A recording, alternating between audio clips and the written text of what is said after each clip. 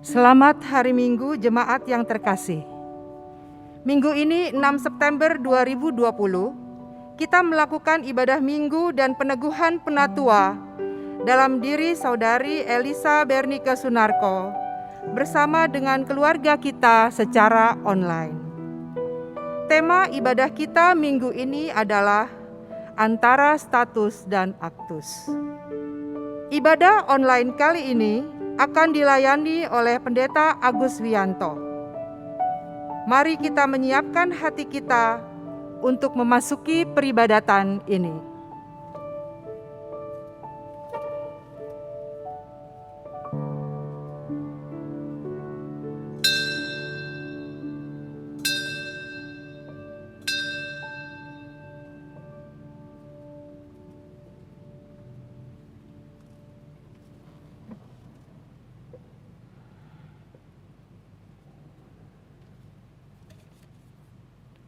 Aku melayangkan mataku ke gunung-gunung.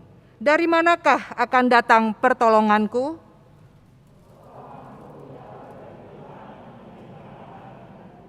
Jemaat kami undang bangkit berdiri.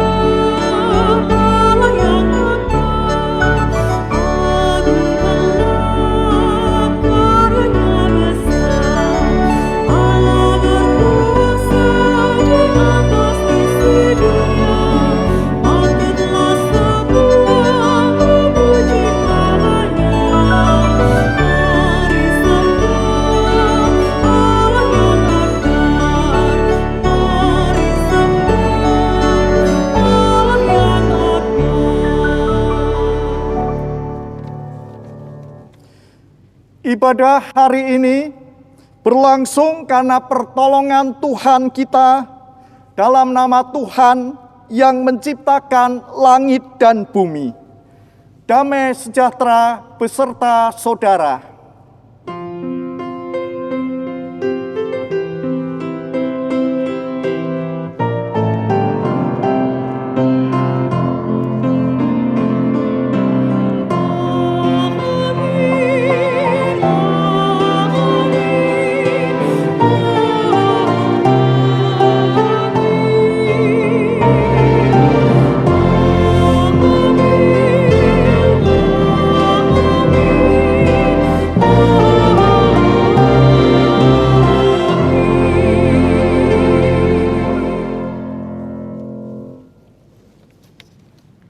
Umat Tuhan yang terkasih, Allah memanggil setiap kita untuk setia mengikut-Nya kemanapun Ia memanggil kita.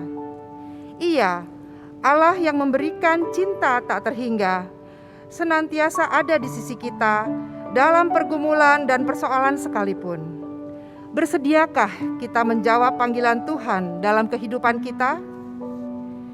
Ajarlah aku melakukan kehendak-Mu, sebab Engkaulah Allahku. Kiranya roh-Mu yang baik itu menuntun aku di tanah yang rata. Mazmur 143 ayat 10.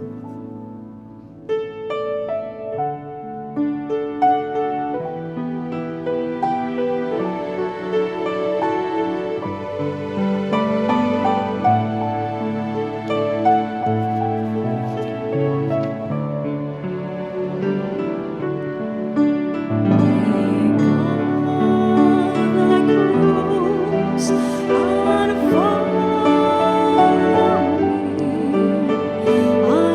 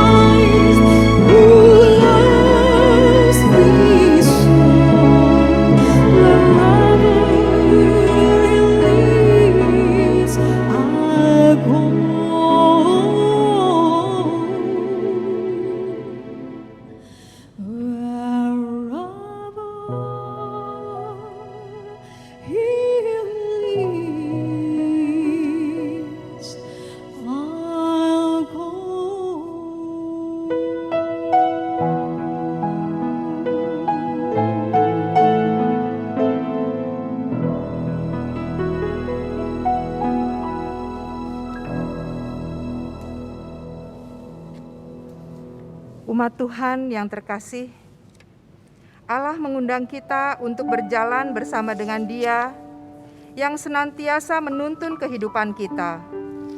Walaupun harus kita akui bahwa seringkali kita memilih untuk berjalan sendiri dan menjauh dari Tuhan. Kini marilah kita mengakui kelemahan dan pelanggaran kita, serta menyadari bahwa Allah menganugerahkan kepada kita kesempatan untuk berubah dan berbuah. Mari kita berdoa. Bapa yang bertahta di dalam kerajaan surga, pada hari ini kami datang ke hadirat-Mu untuk mengakui segala dosa dan pelanggaran yang telah kami perbuat, baik dalam pikiran, perkataan maupun perbuatan, baik yang disengaja maupun yang tidak disengaja. Seringkali kami berusaha untuk menutupi segala dosa dan pelanggaran yang telah kami perbuat dari hadapan sesama kami, bahkan dari hadapan-Mu. Kami tahu ya Bapa, Engkau adalah Allah yang Maha Tahu. Bagaimanapun kami menutupi segala dosa dan pelanggaran yang telah kami perbuat, tidak akan ada yang tersembunyi bagi-Mu. Ya Bapa, ampunilah segala dosa dan pelanggaran kami. Ubahkanlah hidup kami menjadi baru yang seturut dengan kehendak-Mu. Inilah doa yang kami panjatkan, yang kami alaskan dalam satu nama Tuhan kami Yesus Kristus. Amin.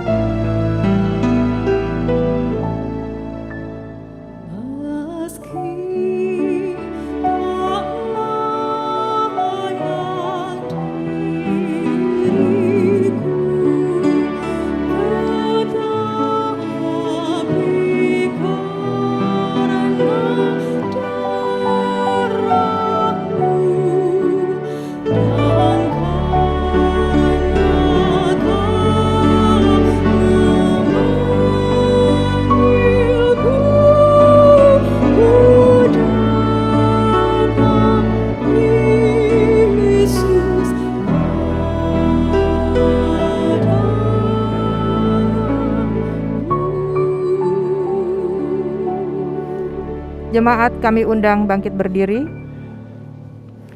Hanya oleh anugerah-Nya kita memperoleh kembali pengampunan, kelegaan dan sukacita. Roma 6 ayat 22 dan 23 menyatakan, tetapi sekarang setelah kamu dimerdekakan dari dosa dan setelah kamu menjadi hamba Allah, kamu beroleh buah yang membawa kamu kepada pengudusan, dan sebagai kesudahannya ialah hidup yang kekal. Sebab upah dosa ialah maut, tetapi karunia Allah ialah hidup yang kekal dalam Kristus Yesus Tuhan kita. Demikianlah berita anugerah dari Tuhan. Kiranya kasih Tuhan yang memerdekakan kita senantiasa memenuhi hati dan kehidupan kita, sehingga kita dimampukan untuk senantiasa hidup dalam cinta kasih dan pengampunan seorang akan yang lain.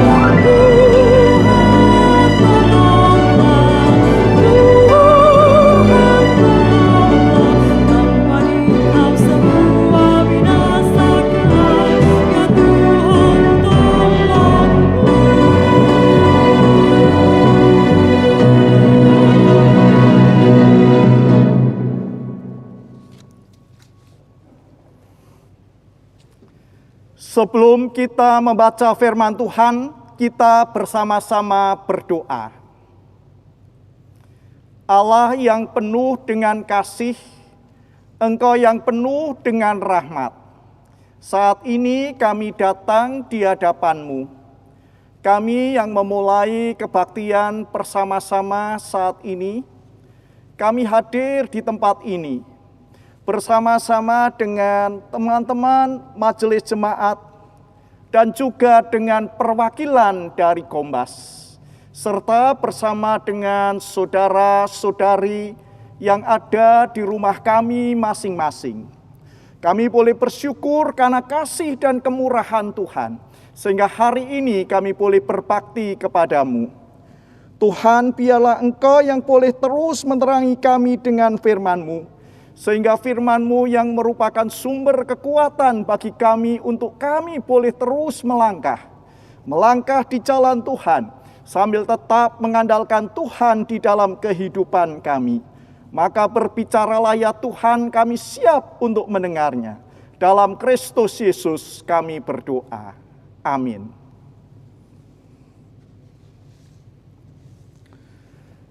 Tuhan Yesus mengutus dan memberikan kuasa kepada ke-12 murid-Nya untuk memberitakan tentang kerajaan surga kepada semua orang. Dengarkanlah Injil Yesus Kristus dalam Injil Matius 10 ayat yang pertama sampai yang ke-8 seperti yang diceritakan dalam tuturan berikut ini.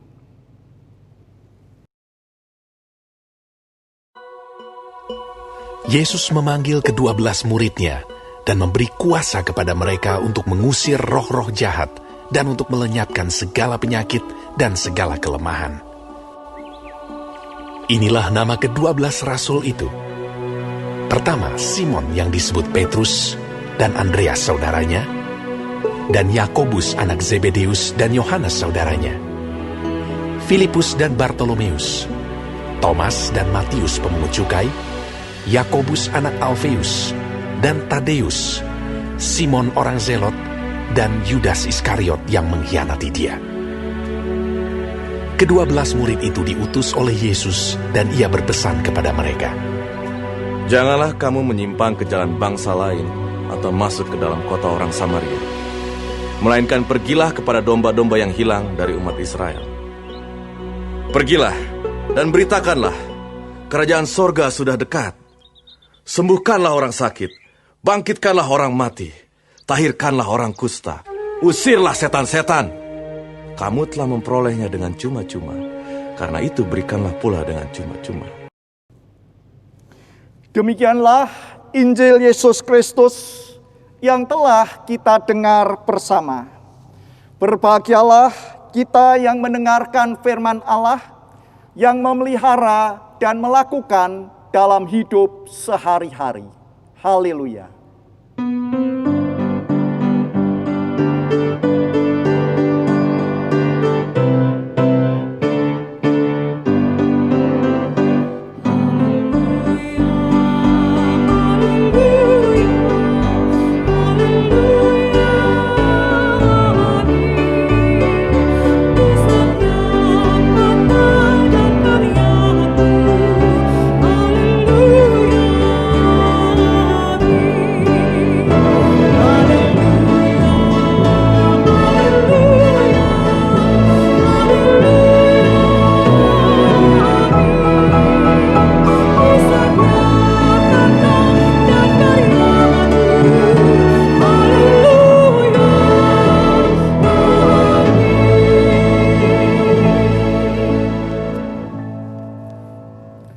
Saudara yang dikasihi oleh Tuhan, tema hari ini adalah antara status dan aktus.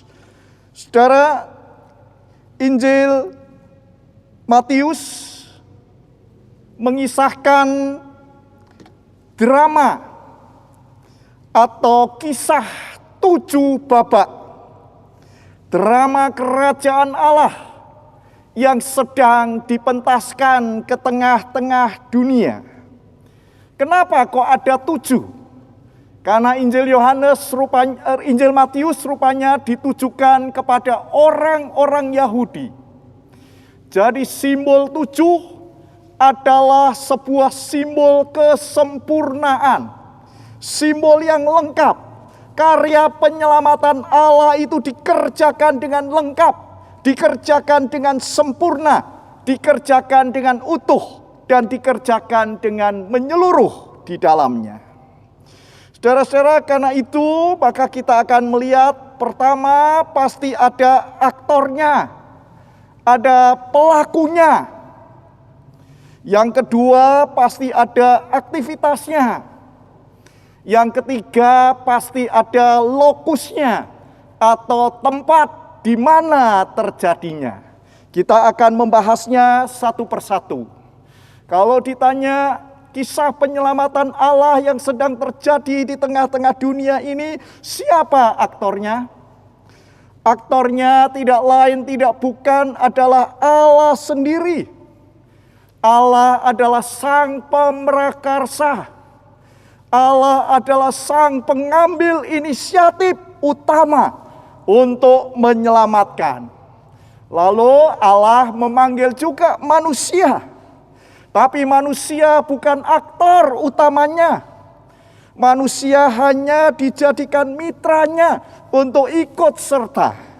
Maka sebagai manusia jangan merasa kita sebagai pemimpin, kita sebagai bos yang ada di depan. Manusia kadang-kadang lupa. Manusia bukan aktor utamanya. Manusia hanya dijadikan mitranya. Jadi jangan geser letak Allah, peran Allah dalam menentukan ini. Manusia hanya sebagai mitranya yang dilibatkan dalam karya penyelamatan. Itu aktornya. Yang kedua ada aktivitasnya, ragam kegiatannya. Apa aktivitasnya? Aktivitasnya yaitu kabar gembira. Jadi Injil Matius dimulai dengan kabar gembira. Kabar sukacita yang disampaikan kepada semua orang. Injil itu kabar baik, kabar sukacita. Maka kalau kabar sukacita sebaliknya disampaikan dengan sukacita, bukan untuk menakut-nakuti orang, saudara sesat, saudara berdosa. Maka saudara-saudara, kalau dikatakan aktivitasnya dimulai dengan kasih Allah. Meskipun manusia berdosa tetap dikasih Allah, itu aktivitasnya. Lalu saudara-saudara yang ketiga ada tempatnya, lokus atau kejadiannya. Di mana tempat untuk mementaskan keselamatan Allah itu tempatnya di dunia ini. Maka ada 2 tempat. Dimulai dari daerah periferi, daerah kecil dulu. Pinggiran, dusun Galilea, kampung-kampung. Yesus baru masuk ke Yerusalem nanti setelahnya. Jadi langkah pertama memang dimulai dari dusun dulu. Dari kampung dulu.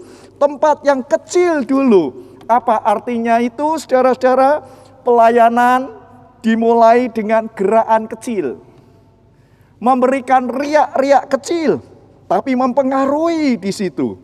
Pelayanan dengan melakukan yang kecil-kecil. Dan memberi pengaruh di dalamnya. Maka saudara-saudara ada hasilnya. Hasilnya yaitu ada orang yang percaya. Tapi yang kedua yang lebih penting lagi yaitu ada para murid yang menanggapi, jadi rekan sekerjanya. Maka saudara-saudara hari ini kalau kita mau melihat drama 7 babak ini, karya penyelamatan Allah di dunia ini masih berlangsung sekarang, ya. Maka Allah mulai dengan panggilan. Maka saudara-saudara bacaan kita ngomong tentang panggilan. Ada 2 panggilan. Yang pertama yaitu panggilan pribadi. Nah, panggilan pribadi itu rupanya ada di Injil Matius. Ada panggilan pribadi dulu, lalu Injil kita yang dibaca ini ada panggilan yang kedua. Mari kita lihat satu-satu. Nah, panggilan pribadi itu rupanya diletakkan di awal. Setelah Yesus memproklamirkan, setelah Yesus menyatakan, kalau ada gedung juang untuk memproklamirkan kemerdekaannya, kemerdekaan Indonesia, Yesus mulai dari dusun Nazaret. Itulah Yesus memproklamirkan, kerajaan Allah sudah datang, penyelamatan Allah sudah dimulai. Nah, setelah Yesus memproklamirkan, Yesus baru manggil muridnya itu. Murid-muridnya dipanggilnya satu persatu di situ. Nah, diletakkan sebelum Yesus mengajar. Itu panggilan pertama. Sebelum mengajar dengan 8 sabda bahagia. Itu panggilan pertama. Nah, panggilan kedua, bacaan hari ini, saudara-saudara.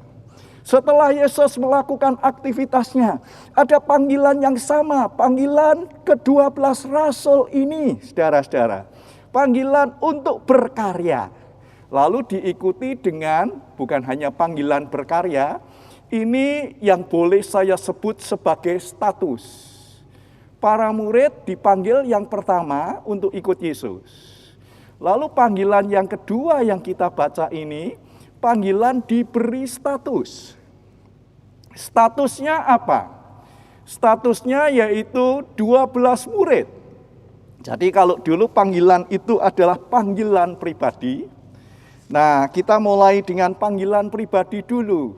Tiap orang dipanggil jadi orang percaya, ya. Tiap orang dipanggil jadi pengikut Kristus, ya. Itu dimulai dari panggilan pribadi. Nah, maka Matius 4 mau ngomong panggilan pribadi itu. Dimulai dengan orang yang sedang bekerja. Kerjanya di mana? Kerjanya di danau. Siapa dia? Petrus. Petrus dipanggil dulu. Ikut aku dengan Andreas. Itu panggilan pribadi. Panggilan kedua ditujukan kepada orang lain lagi. Siapa dia? Saudara dari dari keluarga Zebedius yang dinamakan Yohanes dan Yakobus. Sedang ngapain? Sedang membereskan jala. Dipanggil ikut aku. Itu panggilan pribadi sebagai orang beriman. Panggilan pribadi ini berlanjut pula. Lalu dikatakan kepada Matius. Matius itu sang pemungut cukai yang ada di kantornya. Ayo ikut. Ikut guru agung. Ikut. Itulah panggilan yang pertama. Nah, panggilan ini adalah panggilan yang umum, panggilan yang pertama.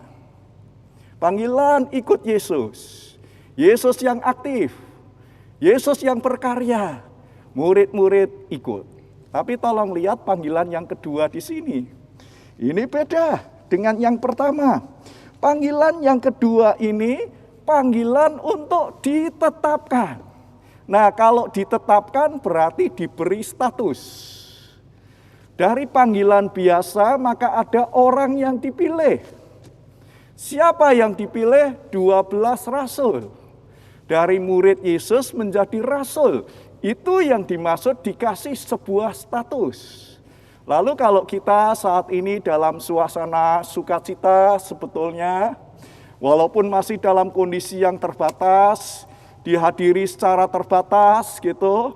Nah, lalu saudari Keke yang sudah ada bersama kita. Lalu panggilan ini adalah panggilan di dalam sebuah proses. Proses apa? Proses kependetaan. Proses kependetaan di GKI.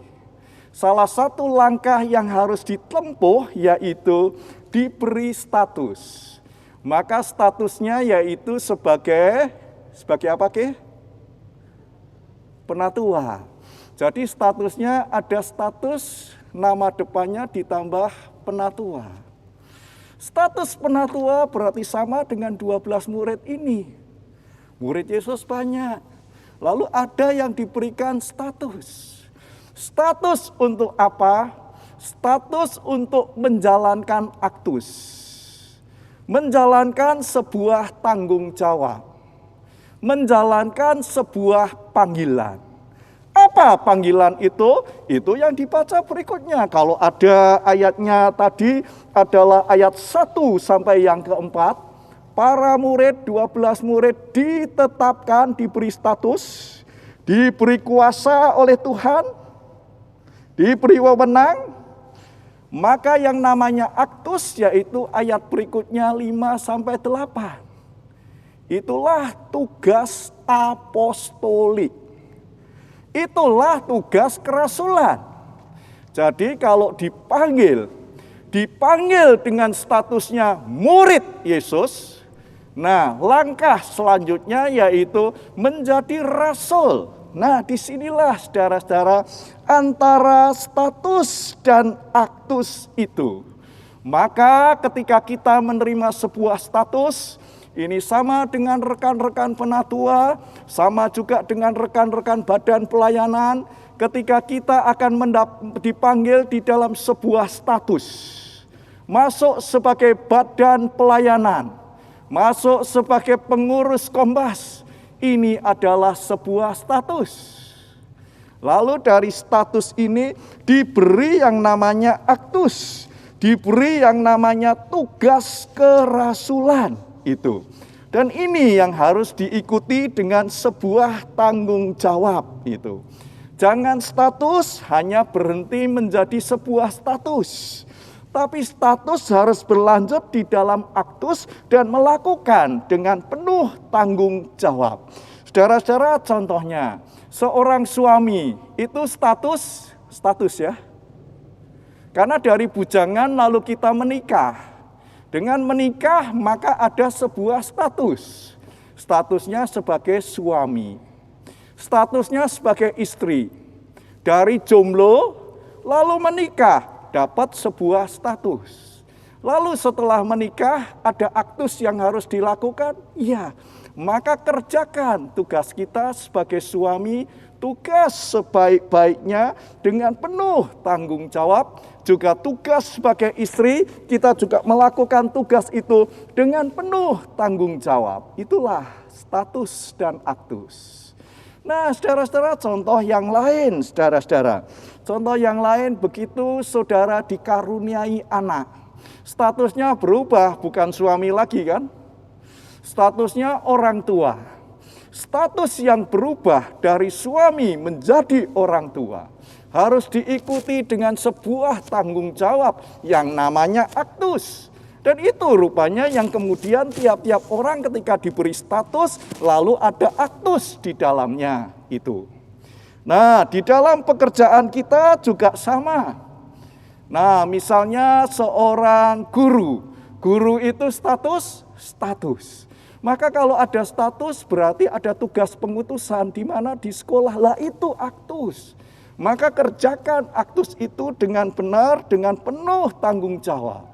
Dokter juga sama, jadi wisuda dokter, sumpah kedokteran, bukan hanya berhenti menjadi sebuah status, tapi harus berlanjut di dalam sebuah aktus, sebuah tanggung jawab itu. Nah, saudara-saudara sebagai majelis, itu juga status. Lalu ada tugas-tugas yang harus dilakukan. Pengurus Kombas status bukan? Status kan? Status yang di mana ada wilayah-wilayah yang menjadi bagian kita. Jadi itulah antara status dan aktus, saudara-saudara. Nah, aktus dan status itu yang harus terus dihidupi oleh kita. Nah, jangan hanya berhenti sebagai status saja, karena orang kadang-kadang hanya melihat pada statusnya. Statusnya begini, lah aktusnya kok enggak kelihatan ini. Itulah saudara-saudara makna sebuah panggilan. Itulah menghidupi sebuah panggilan. Sehingga para murid di sini juga setelah dia ditetapkan menjadi 12 murid Yesus, ada sebuah aktus tugas pengutusan di depan kita. Nah, berikutnya kalau kita melihatnya, saudara-saudara. Nah, status adalah langkah awal menjalankan aktus. Status adalah legitimasi, sebuah kepercayaan yang diberikan kepada kita untuk menjalankan sebuah tugas. Nah, sebuah tugas juga akan diteguhkan dengan adanya aktus itu. Dan itu yang kemudian dikembangkan lebih lanjut. Saudara-saudara yang dikasihi oleh Tuhan, status ada aktus. Nah, lalu disitulah mau tidak mau sebetulnya kita masuk dalam poin yang ketiga, yang terakhir. Yaitu kita masuk di dalam kepemimpinan. Karena ketika ada tugas pengutusan dan ada status, justru disitulah kita harus mengambil keputusan dan kita harus memimpin orang lain. Bagaimana menciptakan sebuah iklim di tengah-tengahnya itu, saudara-saudara. Nah, saudara-saudara yang dikasihi oleh Tuhan, nah rupanya di sini ada mengembangkan kepemimpinan dalam gereja. Nah, kembali ke Injil Matius ini ada 3 model kepemimpinan. Seorang sudah dikasih status, lalu menjalankan aktus. Bagaimana menjalankan kepemimpinannya? Model pertama yaitu model dari Raja Herodes atau model Pontius Pilatus. Ini pemimpin kan, dikasih status. Herodes statusnya raja. Tugasnya memimpin wilayah Yudea dan Galilea, Perea dan Galilea. Siapa Pilatus? Wakil dari pemerintah Roma. Tugasnya apa? Memimpin daerah jajahan pada waktu itu. Status, aktus. Bagaimana menjalankan kepemimpinannya? Kepemimpinan Herodes, kepemimpinan Pilatus adalah kepemimpinan yang menguasai dengan model ketertundukan. Ini model politis yang ada. Jadi model kepemimpinan Raja Herodes dan Pilatus waktu itu adalah mewakili pemerintah Romawi atau Herodes raja lokal yang sangat menonjol, yaitu kepemimpinan yang menguasai. Yesus nanti memberi model kepemimpinan yang ketiga, bukan modelnya Herodes dan Pilatus. Nah, kepemimpinan yang menguasai ini jangan dipakai di gereja. Yang membuat orang hanya tunduk menjalankan perintahnya. Karena apa? Roma pada waktu itu mau menyeragamkan. Satu sentralisasi. Karena satu sentralisasi maka digambarkan harus satu bendera, satu simbol, satu ideologi. Maka semuanya disentralisir semuanya. Jadi harus tunduk. Yang tidak tunduk dianggap melawan. Inilah model kepemimpinan Pilatus, model kepemimpinan Herodes Antipas. Model kedua diperankan oleh pemimpin-pemimpin agama pada waktu itu. Siapa dia? Ahli-ahli Taurat, orang-orang Farisi. Mereka bukan pemimpin politik, mereka pemimpin agama. Tetapi model kepemimpinan yang seperti apa? Menduduki kursi Musa, orientasi pada jabatan, orientasi pada kedudukan. Lalu menuntut rakyat yang berlebihan, menuntut orang biasa melakukan yang berlebihan. Itu kepemimpinan yang menuntut. Apakah menciptakan iklim? Tidak menciptakan iklim yang baik. Lalu kepemimpinan Yesus yang diajarkan di sini, kepemimpinan yang memperdayakan. Orang lain jadi lebih maju, dirangkul, memberikan kreativitas. Dan disitulah model kepemimpinan ini, ada 3 model kepemimpinan. Masing-masing orang diberi status, dia menjalankan aktus. Tapi ada 3 model kepemimpinan. Nah, hari ini kita boleh bersyukur karena KK boleh melengkapi jajaran penatua yang ada untuk terus berproses dalam proses kependetaan GKI. Dan disitulah saudara-saudara, mari kita coba diingatkan status, aktus, dan ada kepemimpinan. Dan model yang ketiga itu kepemimpinan Konstantin, itu bisa juga itu setelah agama Kristen jadi agama negara. Model kepemimpinan ini menarik karena mau mengubah budaya gereja. Budaya gereja pada waktu itu sebelum Konstantin itu masih equal, setara. Makan bersama. Lalu dengan kaisar masuk jadi Kristen diseragamkan jadi model formal seremonial. Kaisar masuk, semua berdiri. Kalau tidak berdiri, salah. Nah, lalu ada yang namanya prosesi gitu. Jadi model kepemimpinan Konstantin lalu menjadi sebuah budaya yang mengubah gereja yang egaliter, gereja yang setara menjadi pejabat tidak. Lalu dulu ada kursi kaisar. Sekarang kursi kaisarnya untuk siapa? Untuk penatua. Maka kalau ditanya, itu kursi penatua atau kursi liturgi? Pemimpin liturgi. Nah, saudara-saudara, ini kita boleh belajar status, aktus, kepemimpinan. Lalu ada 4 model di sini. Tuhan memberkati kita, biarlah nama Tuhan boleh terus dimuliakan dengan hadirnya KK melengkapi jajaran kepenatuaan yang ada di GKI Cinere. Amin. Tuhan memberkati.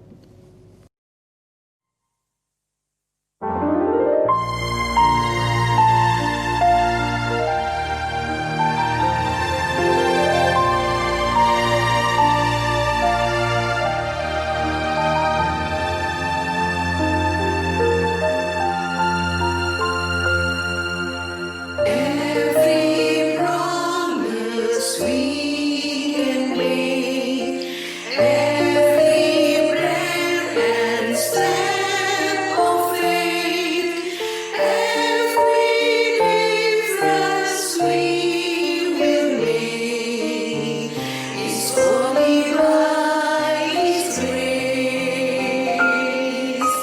Every mountain we will climb, every ray of hope we shine, every blessing left behind is only by His grace. Praise the Lord, we trust the Christ. Stand alone, He will provide. Christ in us, our cornerstone. We will go forth in grace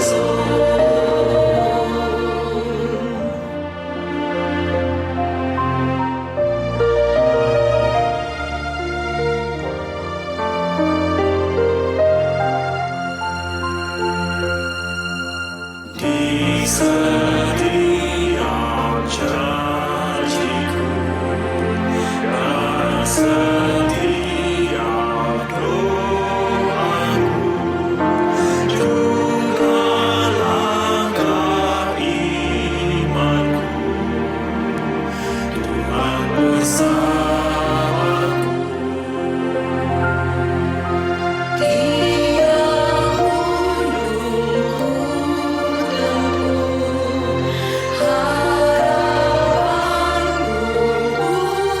teguh, rahmat Tuhan beserta, hanya anugerahnya. Tuhan beri anugerahnya, Tuhan beri kuasanya. Kristus telah di dalamku, aku menang bersamanya.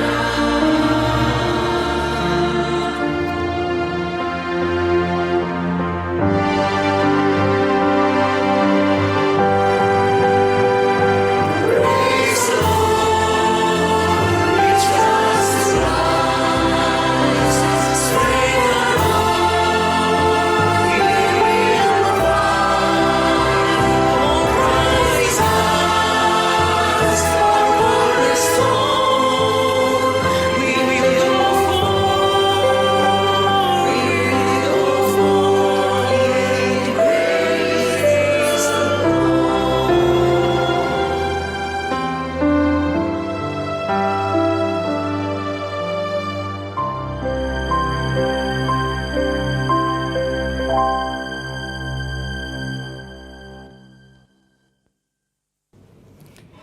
Saya mengundang jemaat untuk bangkit berdiri.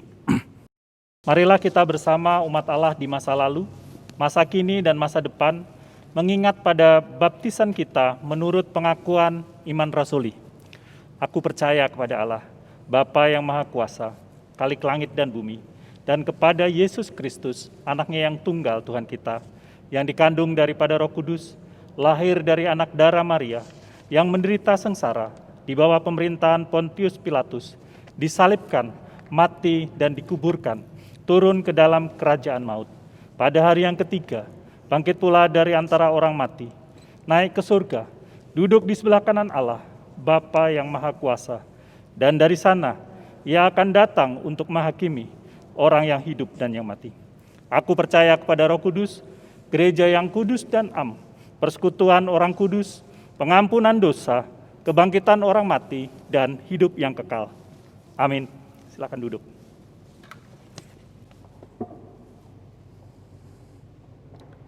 Hari ini kita datang di hadapan Allah yang Maha Kuasa, Maha Kasih, dan Pemurah untuk menyelenggarakan peneguhan penatua sebagai pelayan dan pemimpin dalam Gereja Tuhan GKI Cinere. Walaupun masih dalam suasana yang terbatas ini, kita meyakini bahwa Kristus sebagai kepala gereja sepanjang zaman telah memanggil beberapa orang percaya, baik itu laki-laki maupun perempuan, untuk melayani gerejanya. Roh Kudus yang menolong semua orang percaya memahami dan menghayati panggilan mereka untuk melaksanakan misi gereja dengan mewujudkan persekutuan dan melaksanakan kesaksian dan pelayanan dalam konteks masyarakat, bangsa, dan negara di mana gereja itu berada, agar terwujud keesaan gereja dan kesejahteraan umat manusia, yaitu keadilan, perdamaian, dan keutuhan ciptaan. GKI berada dalam suatu tradisi di mana Allah memanggil dan memberdayakan para pendeta dan penatua untuk memimpin gereja dalam menjalankan misinya di tengah dunia. Sebagai peran serta gereja dalam misi Allah, itulah sebabnya kita telah bersama-sama menjalani proses dan pergumulan sehingga hari ini kita dapat melaksanakan peneguhan penatua. Para penatua dipanggil untuk pembangunan tubuh Kristus. Mereka membangun jemaat dalam iman, pengharapan, dan kasih. Mereka mendorong dan memimpin jemaat melaksanakan misi gereja sebagai peran serta dalam perwujudan misi Allah. Mereka melayani dan membangun kehidupan spiritual jemaat dengan menjaga pengajaran gereja dengan ajaran yang sehat dan melaksanakan perkunjungan pastoral kepada anggota untuk berbagi suka dan duka, menghibur yang susah, menguatkan yang lemah, membalut yang terluka, mencari yang terhilang dan tersesat, serta menolong yang sakit dan menghadapi kematian. Mereka menjadi teladan dalam iman, berjuang untuk perdamaian, keadilan, dan keutuhan ciptaan, berjuang untuk keesaan gereja dan keesaan umat manusia, serta berjuang menantikan pengenapan kerajaan Allah. Kita bersama-sama berdoa. Allah yang penuh kasih dan penuh dengan anugerah, kami boleh bersyukur sebuah proses boleh dilalui. Saudari Keke boleh bersama-sama dengan kami menjalani proses dan pergumulan itu.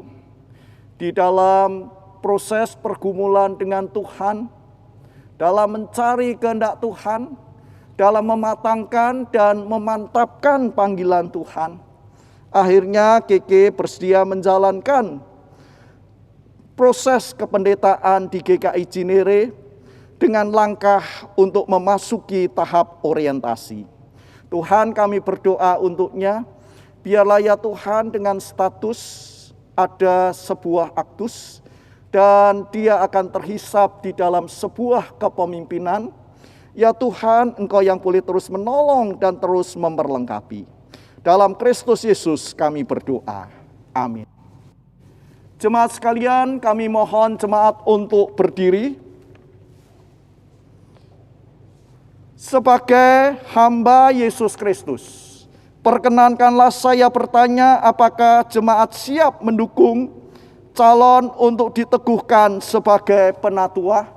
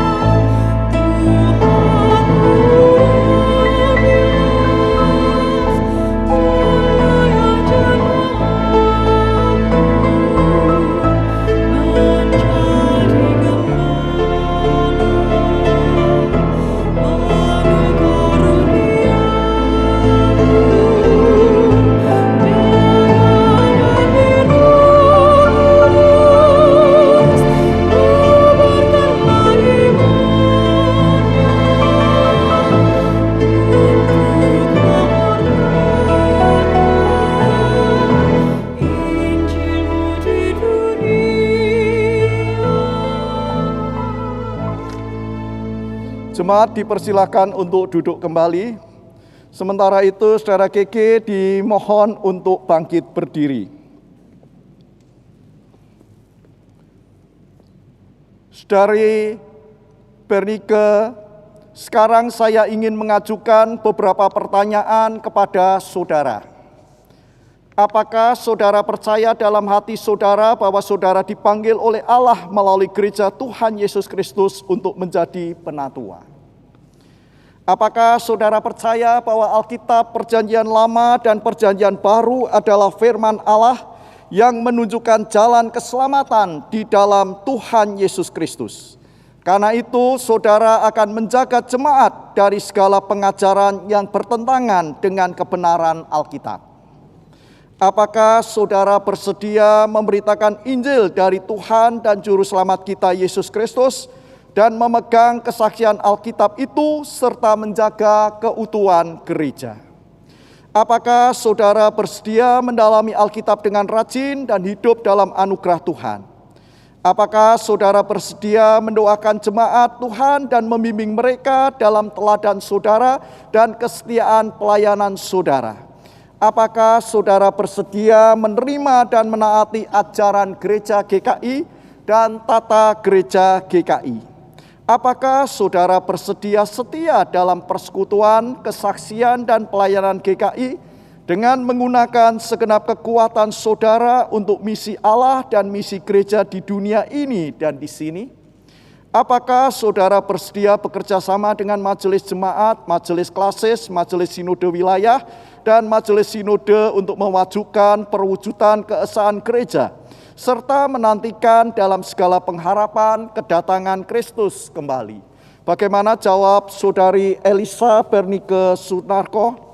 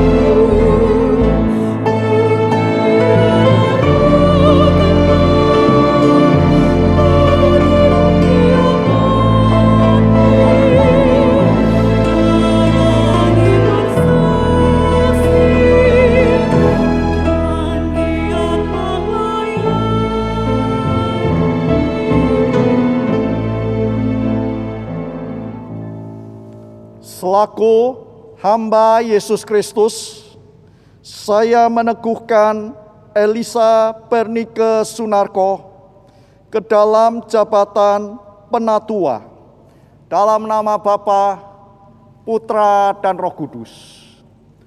Allah, sumber segala kasih karunia, terus memperlengkapi, memampukan saudara untuk menjalankan tugas pengutusan ini, sehingga nama Tuhan boleh terus dimuliakan. Tuhan yang mempunyai anugerah kasih karunia terus memperlengkapi saudara dengan karunia-Nya, sehingga nama Tuhan boleh terus dimasyurkan. Amin.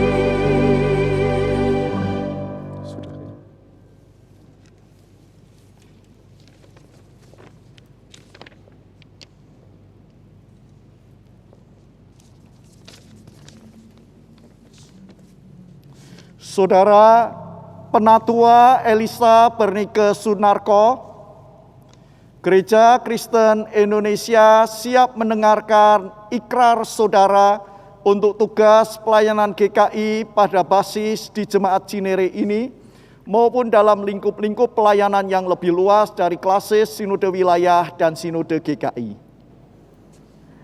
Dalam nama Bapa, Anak, dan Roh Kudus, saya menyatakan dengan segenap hati saya, segenap jiwa saya, segenap kekuatan saya, dan segenap akal budi saya, bahwa segala kesediaan saya melayani Kristus dan gereja-Nya di tengah dunia yang butuh penyelamatan Kristus, sebagaimana telah saya nyatakan tadi, dilandasi oleh percaya dan kasih saya kepada Kristus, yang dikuatkan oleh kuasa dan karunia Roh Kudus-Nya.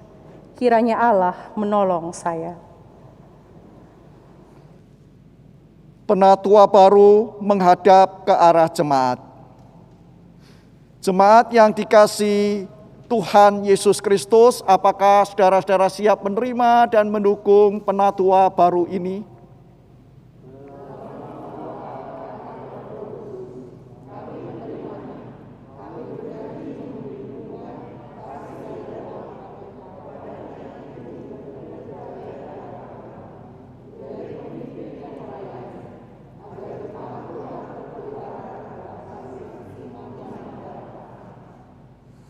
Jemaat dipersilahkan untuk duduk, sementara itu penyerahan piagam.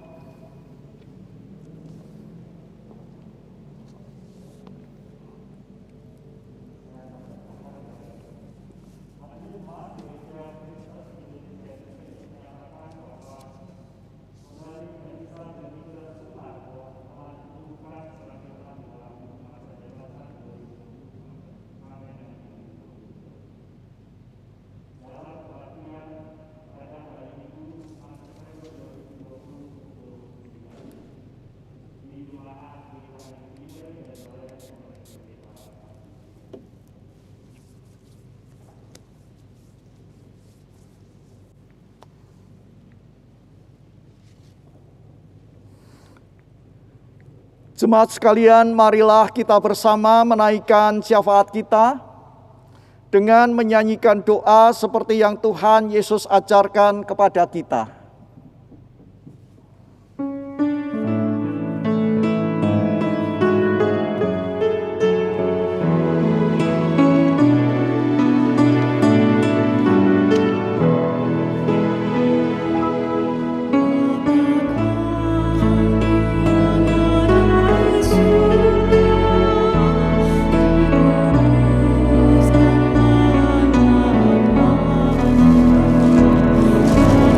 Bapa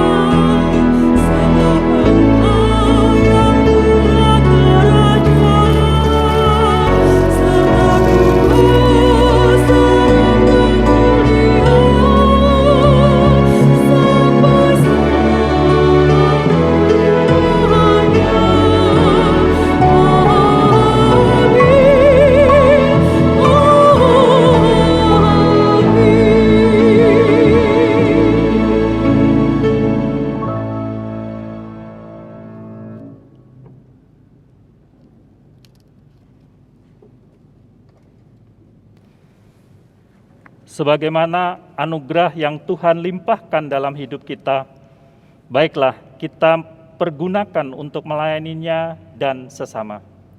2 Korintus 8 ayat 7 berbunyi, "Maka sekarang sama seperti kamu kaya dalam segala sesuatu, dalam iman, dalam perkataan, dalam pengetahuan, dalam kesungguhan untuk membantu, dan dalam kasihmu terhadap kami, demikianlah juga hendaknya kamu kaya dalam pelayanan kasih ini."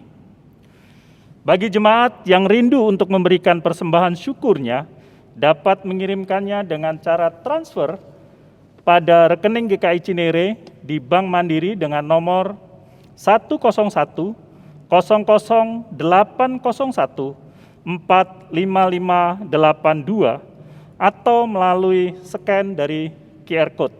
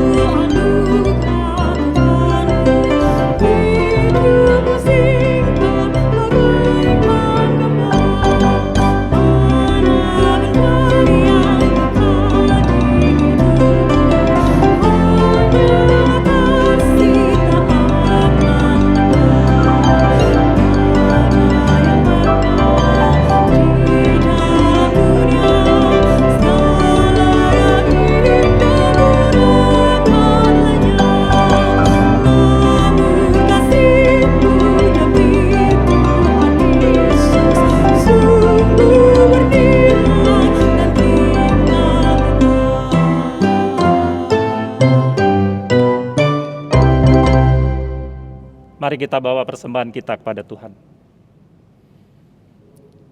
Tuhan Yesus, terima kasih untuk berkat-Mu.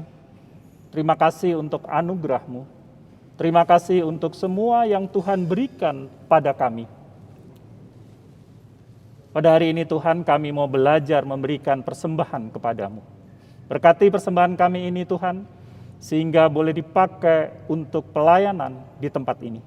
Berkati pengelolanya, supaya mereka diberikan hikmat dari Tuhan, sehingga apa yang kami persembahkan boleh berguna untuk pelayanan Tuhan di tempat ini. Di dalam nama Tuhan Yesus Kristus, kami persembahkan persembahan ini. Amin.